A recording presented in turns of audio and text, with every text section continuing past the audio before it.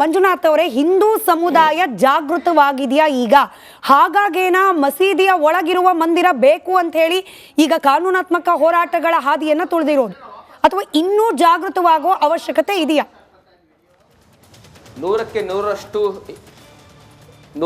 ನೂರರಷ್ಟು ಹಿಂದೂ ಸಮಾಜ ಜಾಗೃತ ಆಗ್ತಾ ಇದೆ. ಜಾಗೃತ ಹಿಂದೂ ಸಮಾಜದ ಪರಿಣಾಮವೇ ಇವತ್ತು ಇಷ್ಟು ದೊಡ್ಡ ನಮ್ಮ ಹಿಂದೂ ಶಕ್ತಿಯ ಒಂದು ಜಾಗರಣ. ನಾನು ಮುಸಲ್ಮಾನರಲ್ಲಿ ಮನವಿ ಮಾಡ್ತಾ ಇದ್ದೀನಿ, ನಿಮಗೇನಾದರೂ ಟಿಪ್ಪು ಸುಲ್ತಾನನ ಬಗ್ಗೆ ನಿಜವಾಗ್ಲೂ ಪ್ರೀತಿ ಇದ್ದರೆ, ಟಿಪ್ಪು ಸುಲ್ತಾನ್ ಏನು ದೌರ್ಜನ್ಯನ ಮಾಡಿದ್ದ, ಇವತ್ತು ಕಲ್ಲಿಕೋಟೆಯಿಂದ ಇಲ್ಲಿಯ ದಾವಣಗೆರೆವರೆಗೂ ಏನು ಹಿಂದೂಗಳು ದೊಡ್ಡ ಪ್ರಮಾಣದಲ್ಲಿ ಮತಾಂತರ ಆಗಿದ್ದಾರೋ, ಅಂದರೆ ಇವತ್ತಿನ ಮುಸಲ್ಮಾನರಾಗಿದ್ದಾರೋ, ಅವರೆಲ್ಲರೂ ಟಿಪ್ಪುವಿನ ಕಾರಣಕ್ಕೋಸ್ಕರ ಆದಂಥವ್ರು. ಪಾಷಾ ಅವರ ಮುತ್ತಾತ ಪಾಪ ಅದೆಷ್ಟು ಕಷ್ಟಪಟ್ಟು ಹಾಗಾಗಿ ಟಿಪ್ಪು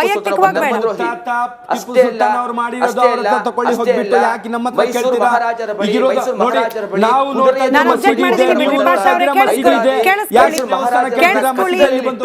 ಅವರನ್ನ ಬಂಧನದಲ್ಲಿಟ್ಟು ಮೈಸೂರು ಅರಮನೆಯ ಕಿತ್ತುಕೊಂಡಂತ ಸಾಮ್ರಾಜ್ಯವನ್ನು ಕಿತ್ತುಕೊಂಡಂತ ಒಬ್ಬ ರಾಜದ್ರೋಹಿ. ಅಷ್ಟೇ ಅಲ್ಲ, ನಮಗೆಲ್ಲ ಚಿಕ್ಕದಲ್ಲಿ ಟಿಪ್ಪು ಸುಲ್ತಾನ್ ಕನ್ನಡದ ಪ್ರೇಮಿ ಎನ್ನುವಂತ ಸುಳ್ಳನ್ನು ಪೋಸಿದ್ರು. ಇವತ್ತು ಪರ್ಷಿಯನ್ ಭಾಷೆಯನ್ನ ತನ್ನ ಆಡಳಿತ ಭಾಷೆಯಾಗಿ ಮಾಡಿಕೊಂಡು ಎಲ್ಲ ಪತ್ರ ವ್ಯವಹಾರಗಳನ್ನ ಪರ್ಷಿಯನ್ ಭಾಷೆಗೆ ಕಡ್ಡಾಯವಾಗಿ ಮಾಡಿ ಏನು ನಾವು ಸುಮಾರು 150 ಸರ್ಕಾರ ಅನ್ನುವಂತ ಪದ ಪರ್ಷಿಯನ್ ಅದು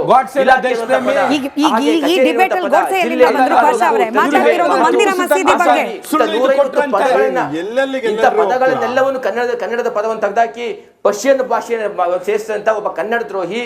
ಇಷ್ಟು ಅನ್ಯಾಯವನ್ನು ಮಾಡಿದಂತ ಟಿಪ್ಪು ಸುಲ್ತಾನ್ ನಮಗೆ ಇವ್ರ ಬಗ್ಗೆ ನಿಜವಾಗ್ಲೂ ಪ್ರೀತಿ ಇದ್ರೆ, ಏನು ನಮ್ಮ ದೇವಸ್ಥಾನವನ್ನು ಹೊಡೆದು ಹಾಕಿ ಮಸೀದಿ ಮಾಡಿದನೋ ಅದನ್ನು ವಾಪಸ್ ಒಂದು ಸೌಹಾರ್ದತೆಯ ಒಂದು ಪ್ರತೀಕವಾಗಿ ಇವ್ರು ಬಿಟ್ಟುಕೊಟ್ಟಿದ್ದಾದಲ್ಲಿ, ಇವರು ಪುಂಖಾನುಪುಂಖವಾಗಿ ಸೌಹಾರ್ದತೆ ಬಗ್ಗೆ ಮಾತಾಡ್ತಾ ಇದ್ದಾರೋ ಅದಕ್ಕೊಂದು ಅರ್ಥ ಬರುತ್ತೆ.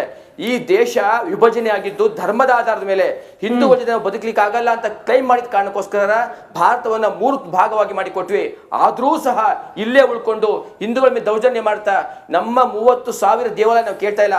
ಒಂದೇ ಒಂದು ದೇವಾಲಯವನ್ನ ಇವರು ದೊಡ್ಡ ಮನಸ್ಸು ಮಾಡಿ ಸೌಹಾರ್ದತೆಯನ್ನು ಬಿಟ್ಕೊಟ್ಟಾದಲ್ಲಿ ಯಾವುದೇ ಸಂಘರ್ಷ ನಾವು ಸಂಘರ್ಷ ಮಾಡ್ತಾ ಇಲ್ಲ. ಮಹಾಭಾರತ ಪ್ರಶ್ನೆ ನಾವು ಕೇಳಲಾಗಿರೋದು ಆ ಪೋಲ್ ನ ಸ್ಕ್ರೀನ್ ಮೇಲೆ ತನ್ನಿ. ನಾನು ಬ್ರೇಕ್ ಹೋಗೋಕ್ ಮುಂಚೆ ಯಾರೆಲ್ಲ ವೋಟ್ ಮಾಡಿಲ್ಲ ಅವರ ಸಲುವಾಗಿ ಮತ್ತೊಮ್ಮೆ QR ಕೋಡ್ ಸ್ಕ್ರೀನ್ ಮೇಲೆ ಬರುತ್ತೆ. ಪ್ರಶ್ನೆ ಇರೋದು, ಮಸೀದಿ ಒಳಗಿರುವ ಮಂದಿರವನ್ನ ಹುಡುಕುವ ಪ್ರಕ್ರಿಯೆ ಸರಿಯೋ ತಪ್ಪೋ ಅಂತ ಹೇಳಿ. ಯಾರೆಲ್ಲ ವೋಟ್ ಮಾಡಿಲ್ಲ ವೋಟ್ ಮಾಡಿ. ಈಗ ಆಲ್ರೆಡಿ ವೋಟ್ ಮಾಡಿರುವವರ ಸಂಖ್ಯೆ 85% ಜನ ಮಸೀದಿ ಒಳಗೆ ಮಂದಿರವನ್ನ ಹುಡುಕೋದು ಸರಿ ಅನ್ನೋದ್ರ ಬಗ್ಗೆ ತಮ್ಮ ಅಭಿಪ್ರಾಯವನ್ನು ಮಂಡಿಸಿದ್ದಾರೆ. ಚಿಕ್ಕದೊಂದು ಬ್ರೇಕ್ ಆದ ನಂತರದಲ್ಲಿ ಇತಿಹಾಸವನ್ನ ತಪ್ಪಾಗಿ ಬರೆದಿದ್ದಾರೆ ಅನ್ನೋ ವಾದ ಸರಿಯಾ? ತಪ್ಪಾಗಿ ಬರೆದಿದ್ದೇ ಆದಲ್ಲಿ ಅದನ್ನು ಸರಿಪಡಿಸುವ ಹೊಣೆಗಾರಿಕೆ ಯಾರದ್ದು? ಚರ್ಚೆ ಮುಂದುವರಿಸೋಣ ಬ್ರೇಕ್ ಆದ್ಮೇಲೆ. ಮಂಜುನಾಥ್ ಅವರೇ, ಹಿಂದೂ ಸಮುದಾಯ ಜಾಗೃತವಾಗಿದೆಯಾ ಈಗ? ಹಾಗಾಗೇನಾ ಮಸೀದಿಯ ಒಳಗಿರುವ ಮಂದಿರ ಬೇಕು ಅಂತ ಹೇಳಿ ಈಗ ಕಾನೂನಾತ್ಮಕ ಹೋರಾಟಗಳ ಹಾದಿಯನ್ನ ತುಳಿದಿರೋದು, ಅಥವಾ ಇನ್ನೂ ಜಾಗೃತವಾಗೋ ಅವಶ್ಯಕತೆ ಇದೆಯಾ? ನೂರಕ್ಕೆ ನೂರರಷ್ಟು ಹಿಂದೂ ಸಮಾಜ ಜಾಗೃತ ಆಗ್ತಾ ಇದೆ. ಜಾಗೃತ ಹಿಂದೂ ಸಮಾಜದ ಪರಿಣಾಮವೇ ಇವತ್ತು ಇಷ್ಟು ದೊಡ್ಡ ನಮ್ಮ ಹಿಂದೂ ಶಕ್ತಿಯ ಒಂದು ಜಾಗರಣ. ನಾನು ಮುಸಲ್ಮಾನರಲ್ಲಿ ಮನವಿ ಮಾಡ್ತಾ ಇದ್ದೀನಿ, ನಿಮಗೇನಾದರೂ ಟಿಪ್ಪು ಸುಲ್ತಾನನ ಬಗ್ಗೆ ನಿಜವಾಗ್ಲೂ ಪ್ರೀತಿ ಇದ್ದರೆ, ಟಿಪ್ಪು ಸುಲ್ತಾನ್ ಏನು ದೌರ್ಜನ್ಯನ ಮಾಡಿದ್ದ, ಇವತ್ತು ಕಲ್ಲಿಕೋಟೆಯಿಂದ ಇಲ್ಲಿಯ ದಾವಣಗೆರೆವರೆಗೂ ಏನು ಹಿಂದೂಗಳು ದೊಡ್ಡ ಪ್ರಮಾಣದಲ್ಲಿ ಮತಾಂತರ ಆಗಿದ್ದಾರೋ, ಅಂದರೆ ಇವತ್ತಿನ ಮುಸಲ್ಮಾನರಾಗಿದ್ದಾರೋ, ಅವರೆಲ್ಲರೂ ಟಿಪ್ಪುವಿನ ಕಾರಣಕ್ಕೋಸ್ಕರ ಆದಂಥವ್ರು. ಪಾಷಾ ಅವರ ಮುತ್ತಾತ ಪಾಪ ಅದೆಷ್ಟು ಕಷ್ಟಪಟ್ಟು ಹಾಗಾಗಿ ಟಿಪ್ಪು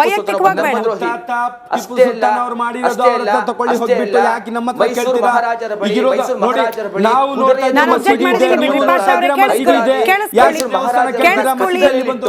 ಅವರನ್ನ ಬಂಧನದಲ್ಲಿಟ್ಟು ಮೈಸೂರು ಅರಮನೆಯ ಕಿತ್ತುಕೊಂಡಂತ ಸಾಮ್ರಾಜ್ಯವನ್ನು ಕಿತ್ತುಕೊಂಡಂತ ಒಬ್ಬ ರಾಜದ್ರೋಹಿ.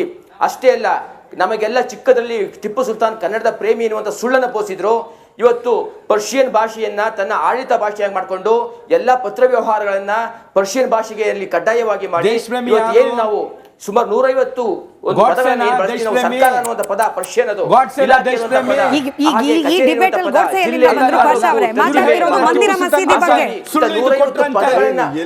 ಇಂಥ ಪದಗಳನ್ನೆಲ್ಲವನ್ನು ಕನ್ನಡದ ಪದವನ್ನು ತೆಗೆದಾಕಿ ಪರ್ಷಿಯನ್ ಭಾಷೆಯನ್ನು ಸೇರಿಸಿದಂತ ಒಬ್ಬ ಕನ್ನಡ ದ್ರೋಹಿ. ಇಷ್ಟು ಅನ್ಯಾಯವನ್ನು ಮಾಡಿದಂತ ಟಿಪ್ಪು ಸುಲ್ತಾನ್ ನಮಗೆ ಇವ್ರ ಬಗ್ಗೆ ನಿಜವಾಗ್ಲೂ ಪ್ರೀತಿ ಇದ್ರೆ, ಏನು ನಮ್ಮ ದೇವಸ್ಥಾನವನ್ನು ಹೊಡೆದು ಹಾಕಿ ಮಸೀದಿ ಮಾಡಿದನೋ ಅದನ್ನ ವಾಪಸ್ ಒಂದು ಸೌಹಾರ್ದತೆಯ ಒಂದು ಪ್ರತೀಕವಾಗಿ ಇವ್ರು ಬಿಟ್ಟುಕೊಟ್ಟಿದ್ದಾದಲ್ಲಿ ಇವರು ಪುಂಖಾನುಪುಂಖವಾಗಿ ಸೌಹಾರ್ದತೆ ಬಗ್ಗೆ ಮಾತಾಡ್ತಾ ಇದ್ದಾರೋ ಅದಕ್ಕೊಂದು ಅರ್ಥ ಬರುತ್ತೆ. ಈ ದೇಶ ವಿಭಜನೆ ಆಗಿದ್ದು ಧರ್ಮದ ಆಧಾರದ ಮೇಲೆ ಹಿಂದೂ ಜೊತೆ ನಾವು ಬದುಕಲಿಕ್ಕೆ ಆಗಲ್ಲ ಅಂತ ಕ್ಲೈಮ್ ಮಾಡಿದ ಕಾರಣಕ್ಕೋಸ್ಕರ ಭಾರತವನ್ನ 3 ಭಾಗವಾಗಿ ಮಾಡಿ ಕೊಟ್ವಿ. ಆದ್ರೂ ಸಹ ಇಲ್ಲೇ ಉಳ್ಕೊಂಡು ಹಿಂದೂಗಳ ಮೇಲೆ ದೌರ್ಜನ್ಯ ಮಾಡ್ತಾ ನಮ್ಮ 30,000 ದೇವಾಲಯ ನಾವು ಕೇಳ್ತಾ ಇಲ್ಲ. ಒಂದೇ ಒಂದು ದೇವಾಲಯವನ್ನ ಇವರು ದೊಡ್ಡ ಮನಸ್ಸು ಮಾಡಿ ಸೌಹಾರ್ದತೆಯನ್ನು ಬಿಟ್ಕೊಟ್ಟಾದಲ್ಲಿ ಯಾವುದೇ ಸಂಘರ್ಷಗಳಿರೋದಿಲ್ಲ. ನಾವು ಸಂಘರ್ಷ ಮಾಡ್ತಾ ಇಲ್ಲ.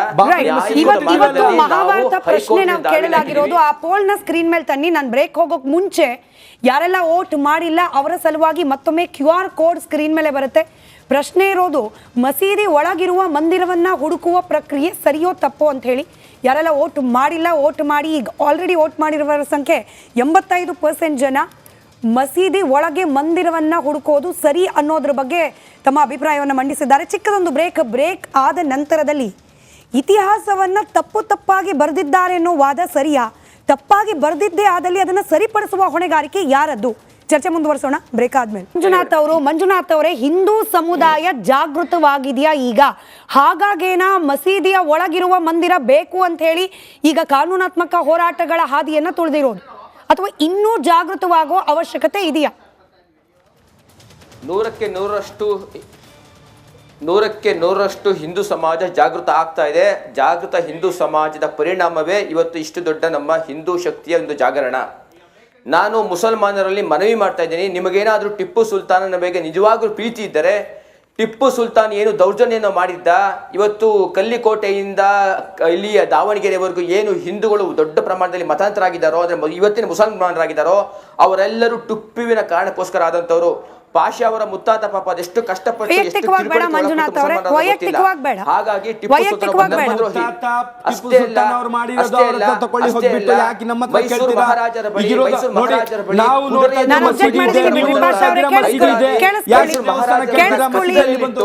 ಅವರನ್ನ ಬಂಧನದಲ್ಲಿಟ್ಟು ಮೈಸೂರು ಅರಮನೆಯ ಕಿತ್ತುಕೊಂಡಂತ ಸಾಮ್ರಾಜ್ಯವನ್ನು ಕಿತ್ತುಕೊಂಡಂತ ಒಬ್ಬ ರಾಜದ್ರೋಹಿ. ಅಷ್ಟೇ ಅಲ್ಲ, ನಮಗೆಲ್ಲ ಚಿಕ್ಕದಲ್ಲಿ ಟಿಪ್ಪು ಸುಲ್ತಾನ್ ಕನ್ನಡದ ಪ್ರೇಮಿ ಎನ್ನುವಂತ ಸುಳ್ಳನ್ನು ಬೋಸಿದ್ರು. ಇವತ್ತು ಪರ್ಷಿಯನ್ ಭಾಷೆಯನ್ನ ತನ್ನ ಆಡಳಿತ ಭಾಷೆಯಾಗಿ ಮಾಡಿಕೊಂಡು ಎಲ್ಲ ಪತ್ರ ವ್ಯವಹಾರಗಳನ್ನ ಪರ್ಷಿಯನ್ ಭಾಷೆಗೆ ಕಡ್ಡಾಯವಾಗಿ ಮಾಡಿ ಏನು ನಾವು ಸುಮಾರು 150 ಸರ್ಕಾರ ಅನ್ನುವಂತ ಪದ ಪರ್ಷಿಯನ್ ಅದು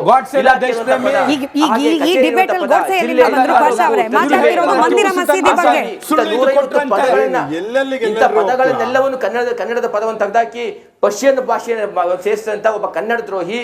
ಇಷ್ಟು ಅನ್ಯಾಯವನ್ನು ಮಾಡಿದಂತ ಟಿಪ್ಪು ಸುಲ್ತಾನ್ ನಮಗೆ ಇವ್ರ ಬಗ್ಗೆ ನಿಜವಾಗ್ಲೂ ಏನಾದರೂ ಪ್ರೀತಿ ಇದ್ರೆ ಏನು ನಮ್ಮ ದೇವಸ್ಥಾನವನ್ನು ಹೊಡೆದು ಹಾಕಿ ಮಸೀದಿ ಮಾಡಿದನೋ ಅದನ್ನ ವಾಪಸ್ ಒಂದು ಸೌಹಾರ್ದತೆಯ ಒಂದು ಪ್ರತೀಕವಾಗಿ ಇವ್ರು ಬಿಟ್ಟುಕೊಟ್ಟಿದ್ದಾದಲ್ಲಿ ಇವರು ಪುಂಖಾನುಪುಂಖವಾಗಿ ಸೌಹಾರ್ದತೆ ಬಗ್ಗೆ ಮಾತಾಡ್ತಾ ಇದ್ದಾರೋ ಅದಕ್ಕೊಂದು ಅರ್ಥ ಬರುತ್ತೆ.